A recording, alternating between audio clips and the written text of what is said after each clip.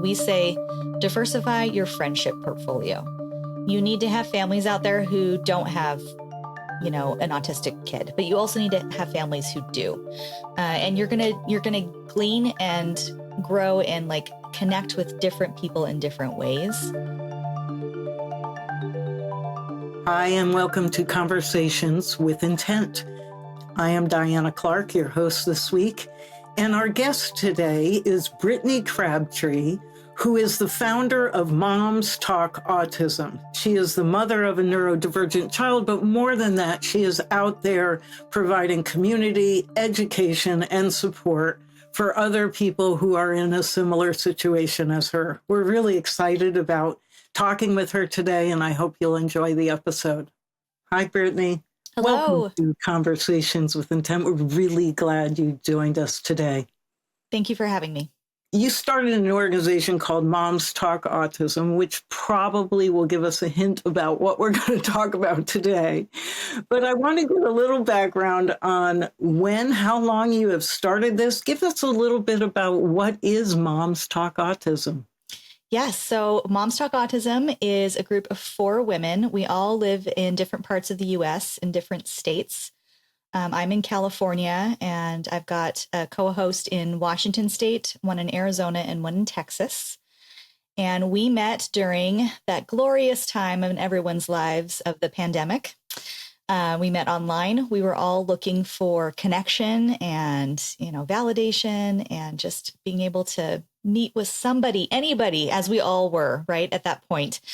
And it was a larger group that we started off with in social media. There's quite a few of us, and slowly, one by one, people would drop out for a variety of reasons. And the 4 of us kind of stuck it out, and we really felt a lot of validation and connection and just overall mental health wellness from speaking to each other on a daily basis. And so we got a lot of comfort from that with our various needs, and we'll talk about what those are, I'm sure. And as we were having these conversations, we just felt so lifted up. And so, it didn't solve everything, but we felt like it was very beneficial to us and our families that we wanted to share that with other people. And so we started recording our conversations, and we have that's what our podcast is. It's called Moms Talk Autism. So you started as a support vehicle and then honed it into becoming an audio support vehicle for people, listeners, Correct. As opposed to people who necessarily wanted to participate.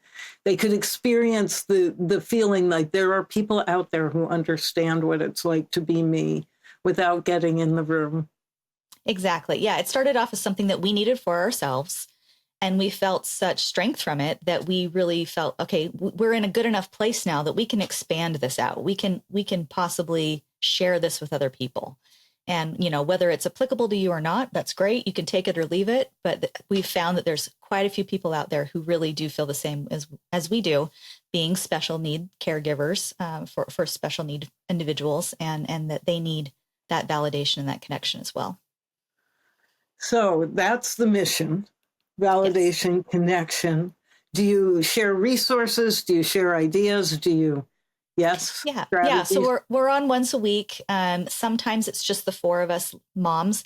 And we like to say that we are reluctant experts in the field of autism and caregiving. We do not have any formal degrees. I do have a psychology degree, but no formal, clinical training or anything for myself. And the rest of the ladies, we're just experts with our own kids and being mothers and caregivers to our neurotypical and neurodiverse children. We all have at least one of each. But yeah, we feel like we do have guests on who are professionals. And so we try to balance that out. We will have conversations where we just talk about our kids and what we're struggling with right now, or triumphs or whatever's going on.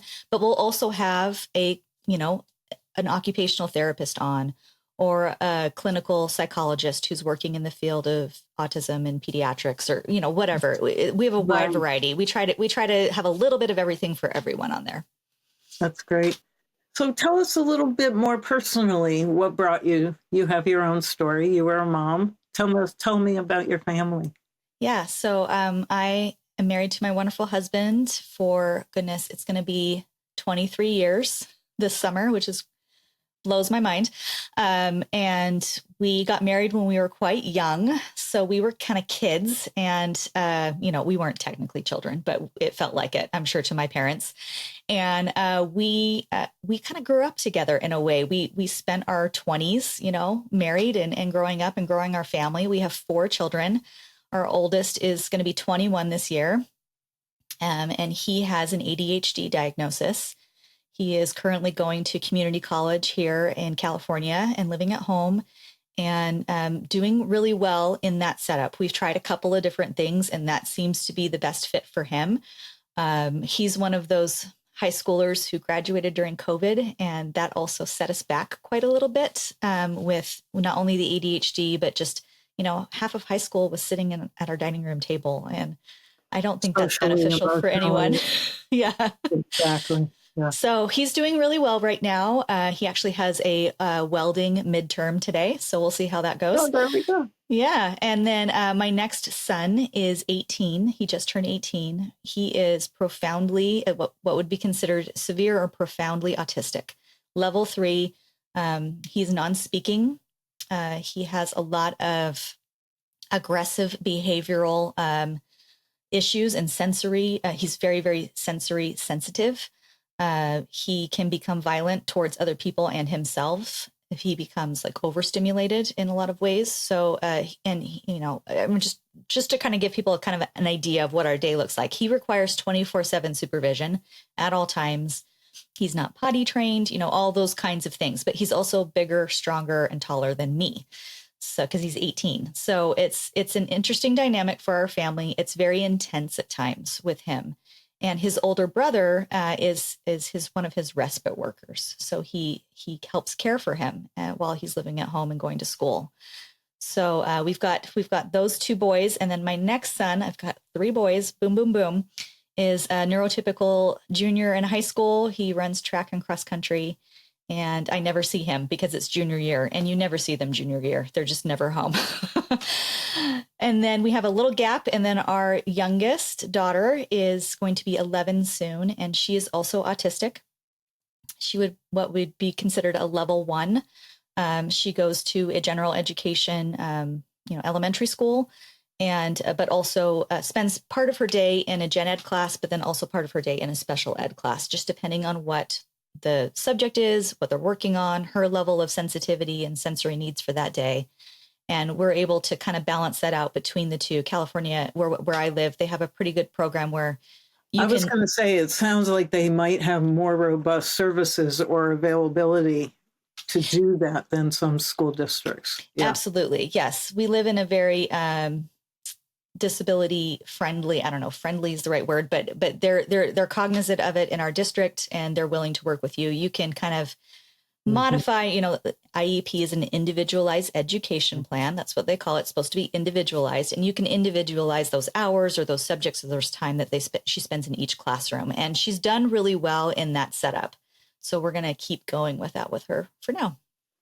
So for somebody on a level 1, I understand the level 3, the profoundly autistic. You didn't have a question at some point that there was something going on. But I would imagine that with somebody who's very high functioning on level 1, there might have been a period of, am I being sensitive to something, or am I actually seeing something? Is that true? Absolutely. Yes. So with my son, it was very obvious that something was, quote, different, not only because he wasn't speaking at 2 years old, but because I had another sibling who was just a couple of years older than him that I could compare and contrast to. So that made it very, if there's one silver lining to all of this, diagnosis and autism life for us, it was very, very clear to not only me, but to the professionals. Getting the diagnosis for him wasn't necessarily a struggle. I didn't have to fight, the system or anything like that. With my daughter, because we have that gap, we have the 3 boys really close together. It took me a little while to decide if I wanted to have another child. And it was because I knew that there was a distinct possibility that we would have another child with some kind of neurodivergence or special needs. If you have one, genetics tell us and studies tell us that you're more likely to have another with, yeah, it's true. Yes. The science is there that proves that. So I needed to be okay with that. And if I wasn't going to be okay with that, then we probably shouldn't have another child. And once I reached that place where I was like, and it wasn't just me, it was my husband, of course, both of us together. I think I'm ready. I think I'd be willing to take this on again if that happened. And sure enough, it did, but in a different way. And in a lot of ways, they're almost exact opposites, what they need and what their autism profile is, I guess you could say. But she really, she did speak when she was, at the appropriate age. She was developing correctly and in the ways that you would hit your milestones when you go to the pediatrician. But I noticed things, and it was because I was already delved into that world. We had done early intervention. We were seeing OT and speech and physical therapy and doing ABA therapy. And, I can say the alphabet of all the different therapies. We were doing it for my son. And so I was very keenly aware, and I was really in that world already. And your parenting had to be different as a result of getting all of that feedback and education about the alphabet soup you just named, ABA. Absolutely, yeah. So you were already ahead of the game by the time you had in a way, I was. I was ready, and I was willing to kind of push more. And if there's one thing that special needs parents learn how to do, is you learn how to be a squeaky wheel, and you learn how to advocate. And so I was willing to do that. And I didn't get a ton of pushback. I knew my stuff. I knew what to do. I knew what to look for. I knew who to ask. And so I was able to get her, the early intervention services she needed at a very young age, 2, age 3, around there. What really hit me with her that was different was when it was time to go to kindergarten and enter into that public education system. I thought for sure that she could just be in a regular general education kindergarten class, and that she would be behind, but we would catch up. She might need a little extra support. That's what an IEP is for, and we would be okay. But what was suggested to me after her testing was done, and they'll do that. If you have a diagnosis, they will do a thorough round of testing, regardless of where you live in the U.S., and then place you according to where they test.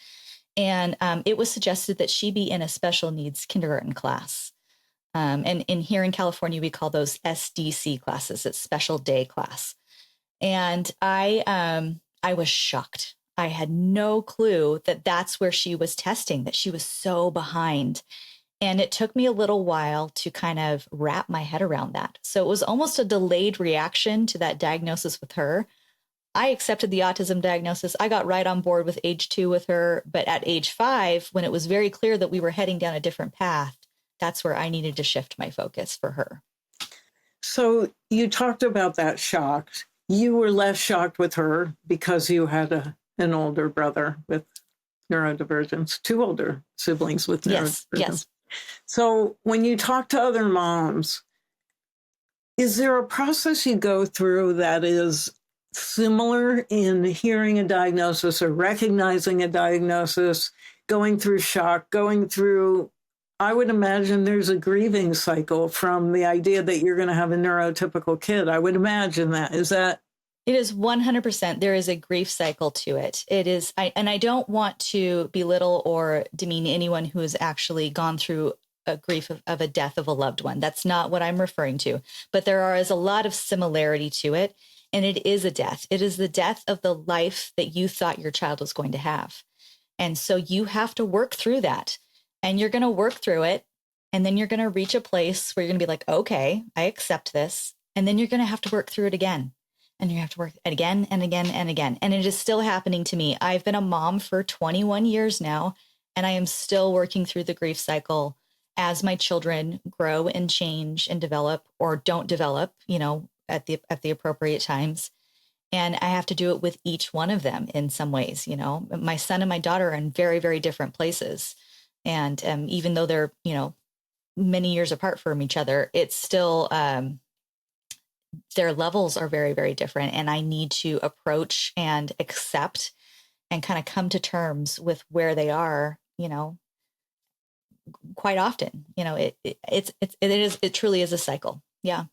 has an expertise in autism spectrum disorder, where we provide predominantly services for kids who age out of, standard school services, Yes, who need coaching, who need we absolutely need that. function. There's not enough of I that was out going to there. say, I would imagine that there's very small number of organizations that are actually providing supports to launching kids on the spectrum. Is that accurate?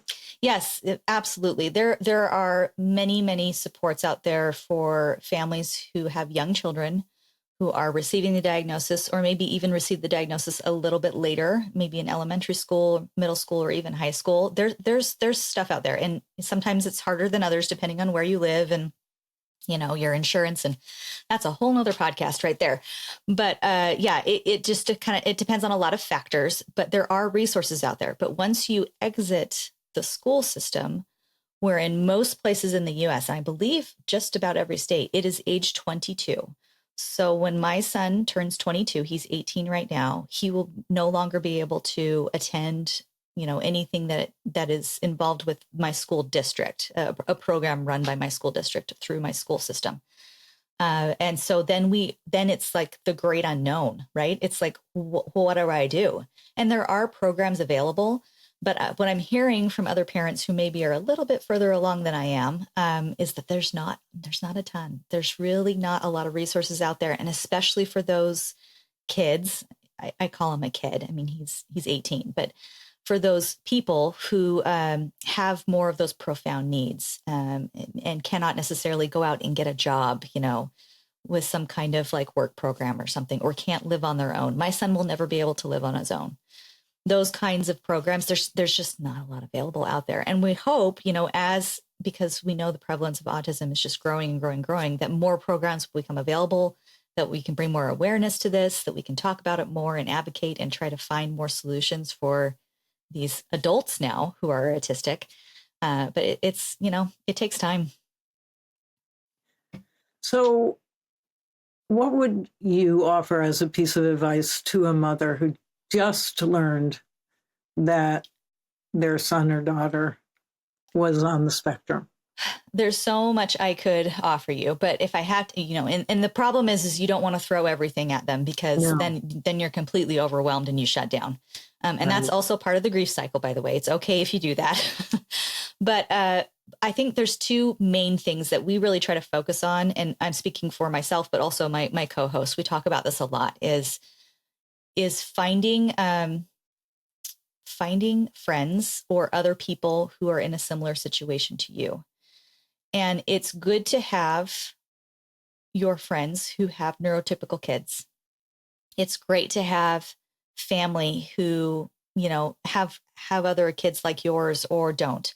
You need to find that support, basically, is what it comes down to. And we recommend that you find support in multiple areas of your life. That's where we have found the most success and the most, help. It's your friends, it's your family, it's your neighbors, it's the school, it's your church, it's everything. And we talk about, like, people talk about when they're investing money, they talk about, diversifying your portfolio. We say diversify your friendship portfolio. You need to have families out there who don't have, an autistic kid, but you also need to have families who do. And you're gonna glean and grow and like connect with different people in different ways. But you always have multiple avenues where you can turn, and it's not even about necessarily being local. It can be social media. It can be, in person. It can be online. It can be in all sorts of different ways. And that's how you're going to really find that support that you need in multiple areas of your life. So that's our biggest advice we try to give people. And then get a community. Get a community and create that for yourself. It's really, really scary to do that sometimes. And you feel really overwhelmed at first, and you don't have to have it figured out immediately, but it's something that you need to work at. And I recommend doing it as soon as possible. So not to bring up the negative, what are the pitfalls of having friends with kids who are completely neurotypical? Sure. What's the upside of that? I'm not saying that there isn't one, but I would imagine some insensitive comments. I would imagine some things that are difficult. Yeah, Oh, there's a difficulty because there's a lack of understanding or experience in that area. It's really, really hard to sympathize or empathize with someone if you have no basis of connection. But I will say that some of my closest friends have neurotypical children. They don't have neurodiverse children. And I was very, very lucky to meet them when my children were very young as well. And so we were able to kind of the kids were able to grow up together, and we were able to connect before things got, too difficult, or there's too much of a spread between, the toddlers or whatever. But those people I do really rely on. And those families who have neurotypical, just an average normal family, those people who will stick with you and ask questions and educate themselves and try to learn to understand you, those are the ones you want to keep. Those are the people you want in your life. And that the same thing goes for family. Maybe not all of your family is going to be very accepting or understanding or want to learn, but those who do, those are the ones you want to keep close. I give the example. I've given this a couple of times on my podcast. My best friend, she's a wonderful woman, and she's got her own kids and her own crazy life. She's very involved in lots of things, all neurotypical kids. And I called her up one day because we were struggling. I don't know. I probably had a couple sick kids at home. I needed help with something. And I called her up. I said, hey, I need some help. And she said, yes.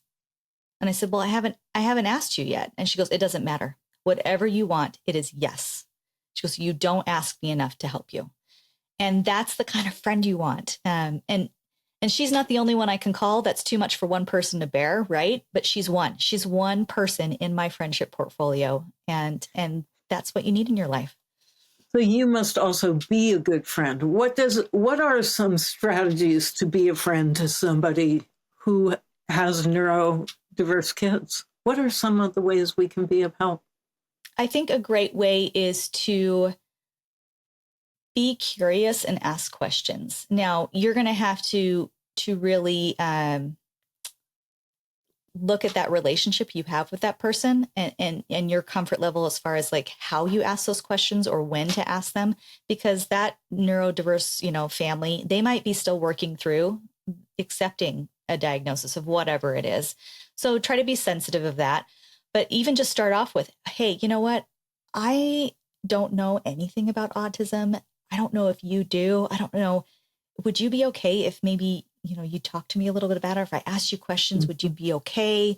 Do you have any resources that a doctor or someone has given you that I can read to? Being curious, Lovely. I think, is a great way to start.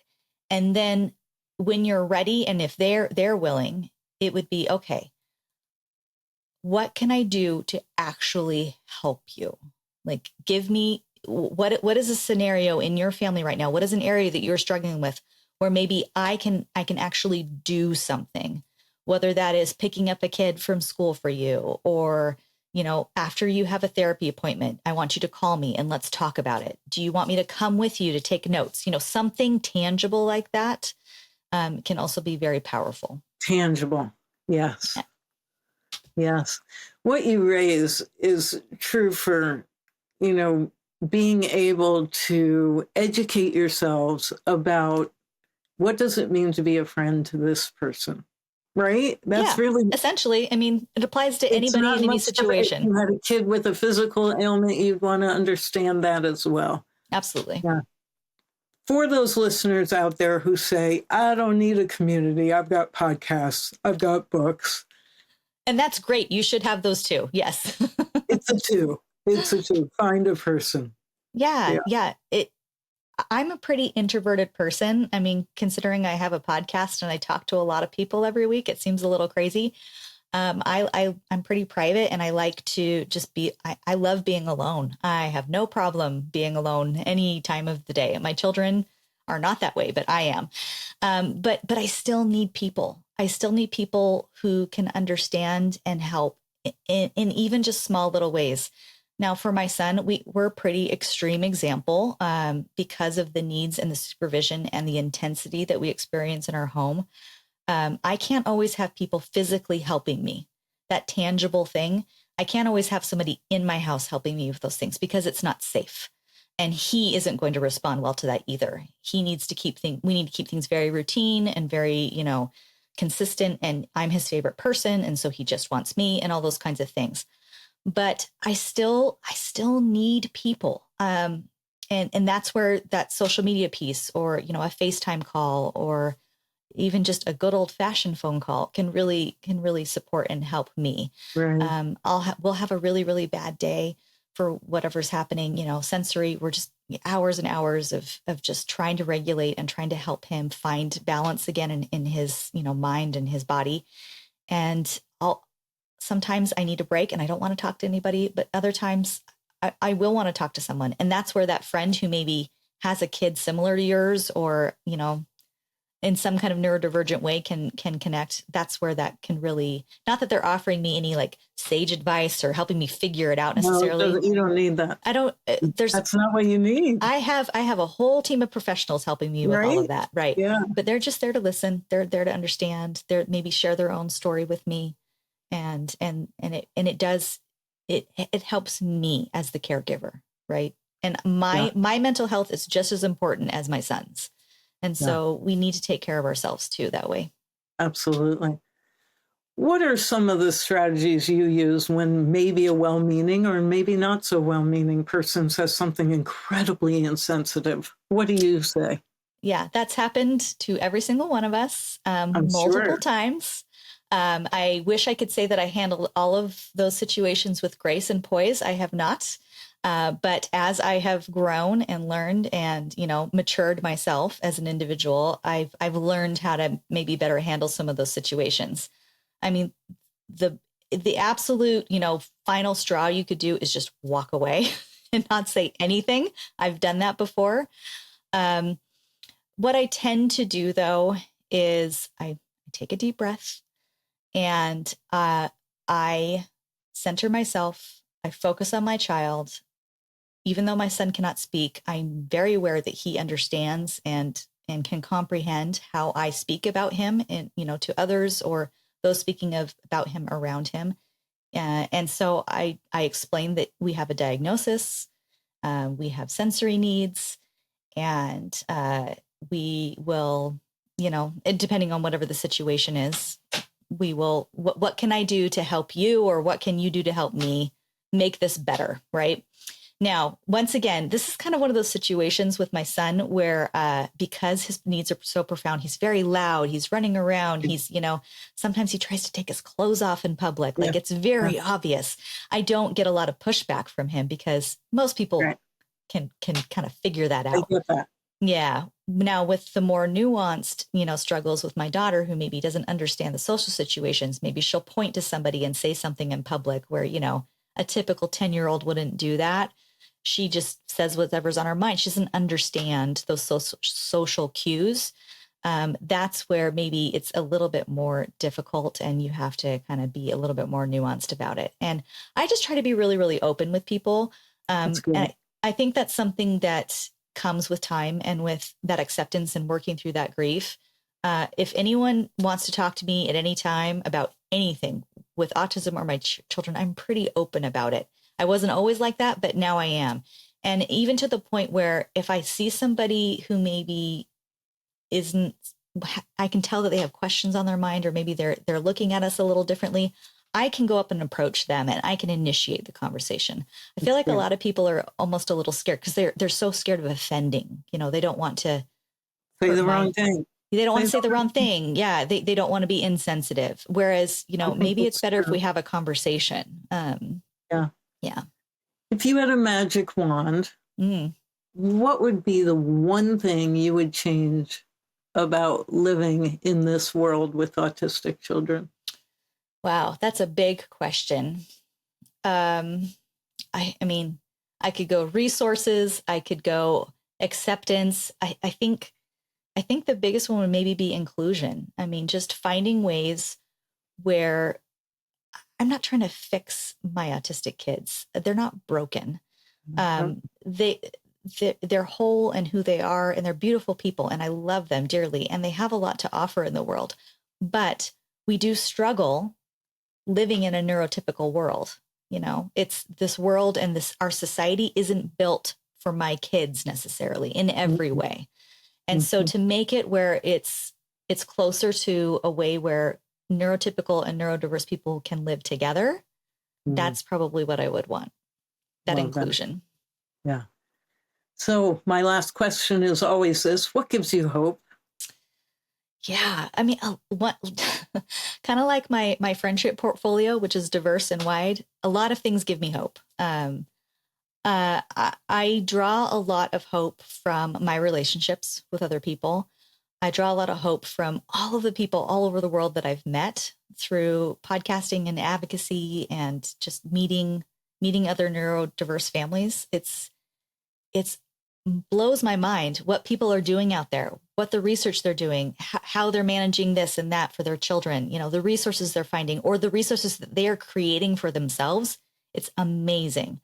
It opens my eyes to that there's so many different solutions and different ways that we can maybe find that inclusion piece that I was referring to earlier in the world. I draw a lot of hope from that. And then personally, I have my faith. I'm active in my church, and I believe in better things for all of my family, whether that's in this life or in the next life. And I draw a lot of hope and comfort in that, knowing that, maybe I will never have a full conversation with my son here, but I believe that maybe I know I will someday, with him. And I draw a lot of when I'm really, really down, that's where I can draw that hope from. So.